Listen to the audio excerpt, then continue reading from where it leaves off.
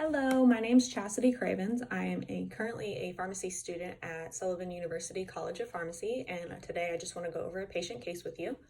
Our patient came in with a chief complaint of fever, cough, and fatigue that has been lasting over the past 5 days. This has caused her to be unable to coach her daughter's soccer team. Our patient is 37-year-old African-American female.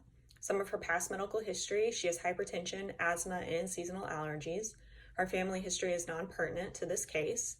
Some of her social history: she's a non-smoker. She has about 4 glasses of wine per week. She denies any illicit drug use, lives at home with her husband and her 2 young children.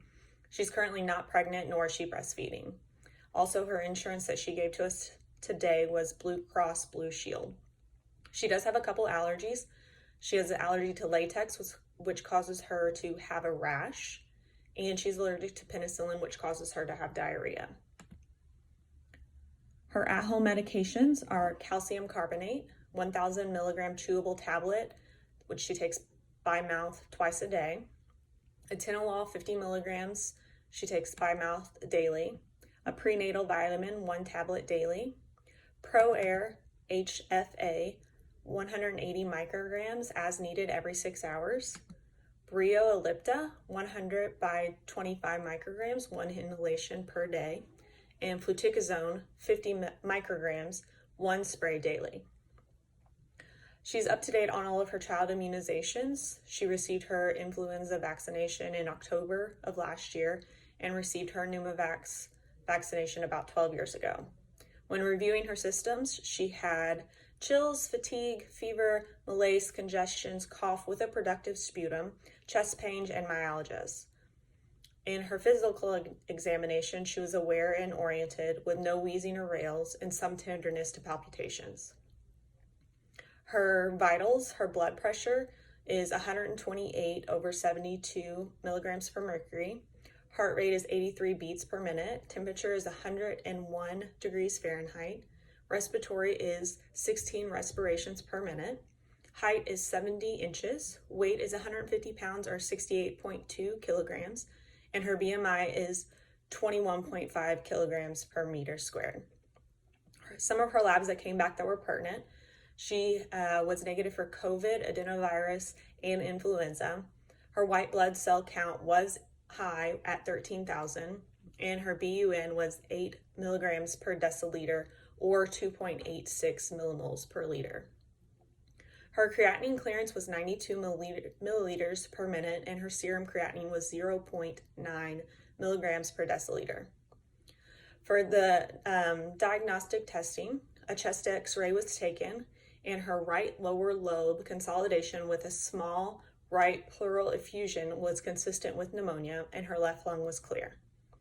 So our primary problem was pneumonia, or community-acquired pneumonia. The evidence behind this was the chest x-ray. In addition, using the Curb 65, our patient is considered low risk with a score of 0 and can be treated at home. The physical exam findings of fever, fatigue, cough, asthma are all reasons to denote to pneumonia, with us looking at the 2019 IDS-CAP guidelines. So our goals for this patient is to treat the pneumonia at home and see improvement within a few days.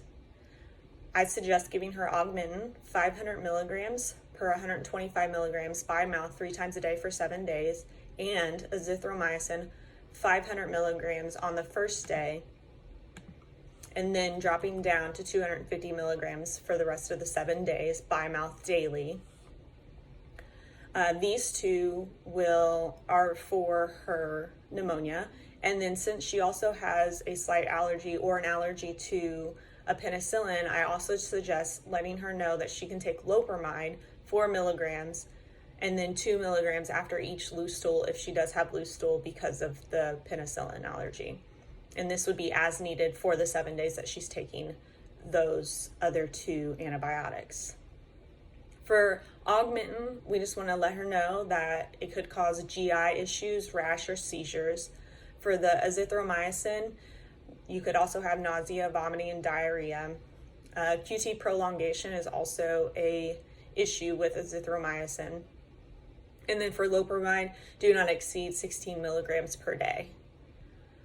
For the efficacy of all of these drugs, she should see improvement in her symptoms within the next few days, and her fever should be gone within 48 to 72 hours. Thank you. What questions do you have?